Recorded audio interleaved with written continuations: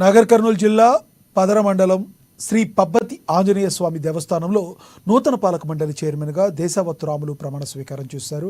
ఈ కార్యక్రమంలో ముఖ్య అతిథిగా స్థానిక ఎమ్మెల్యే డాక్టర్ వంశీకృష్ణ పాల్గొన్నారు. పాలక మండలి ఎన్నుకోబడిన సభ్యులు దేవస్థానం అభివృద్ధి కోసం పాటుపడే విధంగా పనిచేయాలని పిలుపునిచ్చారు. ఎవరూ కూడా అవినీతికి పాల్పడకుండా తన వంతుగా పనిచేయాలని కోరారు.